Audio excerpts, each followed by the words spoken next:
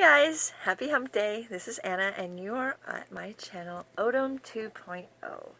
For anybody who is new to my new channel, I have been on the internet for over 20 years now, and I have finally decided to take my show to video. Anybody who knows me knows I'm not real big on doing videos, but times are changing and just kind of seems to be where to go next with things. So here I am, and I just want to kind of get into the topic of the day. Our president and things that he has said this week in terms of mainstream media being fake news. Now, I know he says that every day of the week, but more specifically, I'd like to also address his statement on needing an ID to grocery shop. I feel like these two things kind of go hand in hand with each other because the reporting of his statement seems to once again be taken out of context, and trying to be served up on a platter of our president is so dumb. And honestly, it's quite the opposite. I hate to be the bearer of bad news to any of my followers who are still absolute Trump haters, but you absolutely do need an ID to go grocery shopping. Yes, you do. Depending on, obviously, what's in your cart when you get to the register, definitely determines if you're going to need that ID or not. But chances are, if you are a smoker, if you are a drinker, or if you just simply like candles a lot, you're going to need your ID to go to the grocery store, because in order to purchase certain items, you have to be a specific age to do so. And that is a lighter or matches. Even if you don't smoke, even if you're just buying the lighter to light a grill or light a candle, you have to be 18 to buy a lighter. So if you try to buy a lighter, you will be ID'd the same as if you try to buy cigarettes.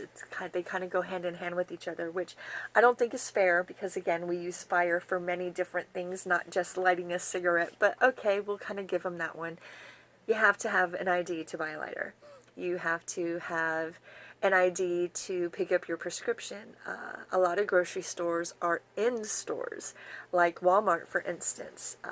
Target is another one where you can go in and not only grocery shop, but clothes shop, electronic shop. You can buy just about anything in these stores, including groceries.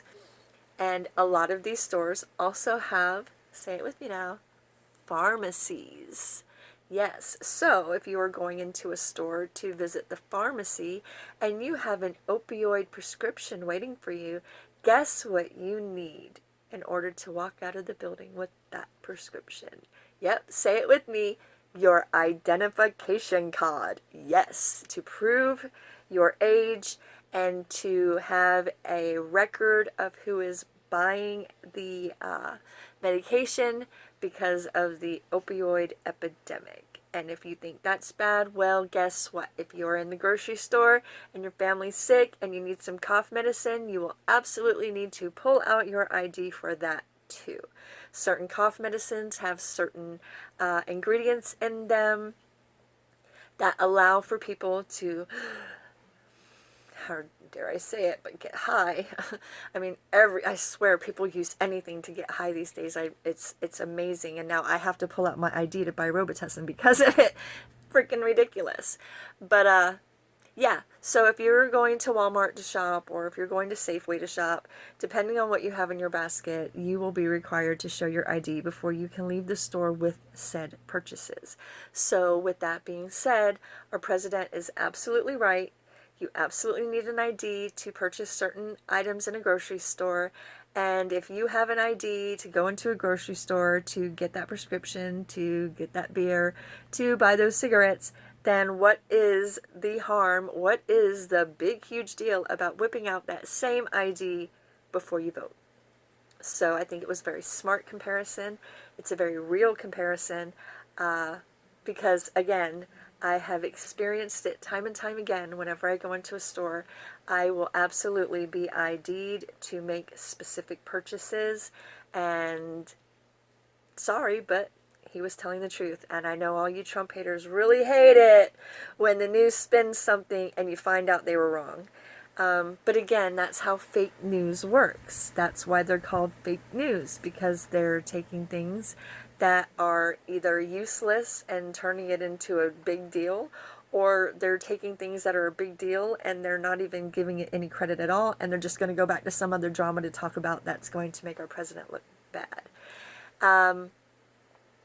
People like Jim Acosta are trying to sell their point that the president is trying to shut down freedom of the press, and that's just not what I see. I don't see him shutting down freedom of the press. I see him demanding respect from the press and demanding that if they're going to be deemed professional journalists, to act like professional journalists. And if you cannot be trusted to do your job in a professional manner, then you don't belong there. That is not shutting down freedom of the press. That is absolutely making the press responsible for the information they put out and how they put it out. If you're a news journalist, your opinion doesn't belong at the anchor desk. If you are a news magazine where you are very verbal in that you are going to express your opinion, and that you are not just there to report the news, then by all means have your news magazines and share your opinion all you want. If you want to yell out inappropriate questions to a celebrity inappropriately, you could definitely probably take your credentials and go apply to work for TMZ. There's a place for you there. There is a place for that kind of journalism, I guess. You know, there's entertainment news, there's opinion news, which is basically trusting someone to tell you the news, but also giving a crap about what they think about it, kind of like what I'm doing. But I am not, I don't have CNN attached to the last part of my name. I present to you exactly what it is that I want you to know, and that's I'm giving you my opinion on something. When I see someone like Jim Acosta, I expect to hear facts, not facts peppered with his opinion, and then those facts twisted to give a message that's not even the right one. And I'm going to go back to the most popular, most just black and white issue that really kind of solidified for a lot of people that the media is getting a little crazy and out of hand. When our president called the gang MS-13 animals, and it turned into he called immigrants animals, and that he was dehumanizing people for no reason. They would rather go with that narrative than just simply report that our president is hard on gang members and he thinks they're animals. Of course, there's so many more examples of the news showing their bias, not giving all the facts, or twisting them in a way to make you think something other than the truth. And I believe that our president not only has a right to call that out, but I think he has a duty to call that out, because our press is very important to us, but they have a very important job. And it's important that we do have freedom of the press to give us the truth, give us the stories that we need to hear. But if you're not going to do that, then let somebody else who wants that job and will take that job more seriously than you will, let them have that position. Because at the end of the day, we have to trust the people giving us the news. And right now, mainstream media is not trusted. CNN specifically is not trusted. Jim Acosta is not trusted.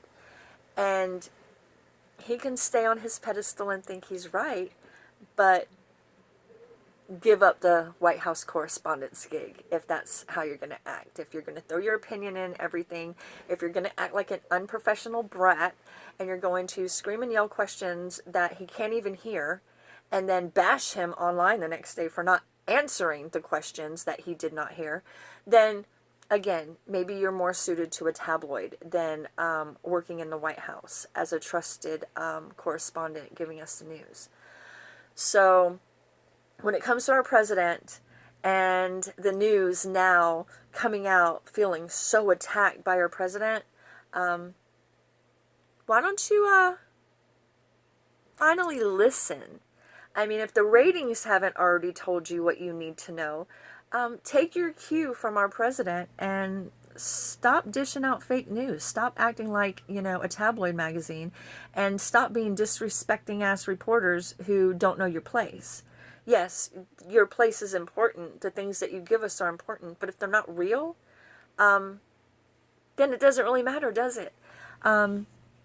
Take, for instance, the reporter who was told she could not participate in the Rose Garden conference where he was taking questions from the press. Oh, that's an attack on the freedom of the press. No, it was an attack on her.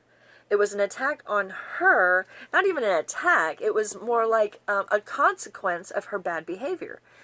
If you're there to especially represent all the networks and be the one to ask, the questions, you should be asking questions about the event in which you are attending, not bringing up things that are inappropriate, not subject appropriate. And you know what she was doing when she asked those questions. She was not being a journalist. She was, well, I'm just going to say it. She seemed to me like she was working for more like Jerry Springer than, representing news networks and trying to get to the news.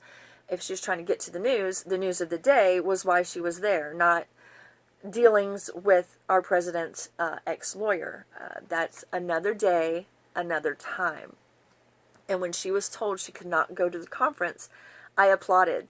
I'm like, it's about time our press are held accountable for their actions. I mean, they're the press, for Christ's sakes. We're supposed to be able to trust that they're going to give us unbiased facts so that we know how to carry on based on what's happening in the world. And when you keep trying to paint a false narrative for us to follow,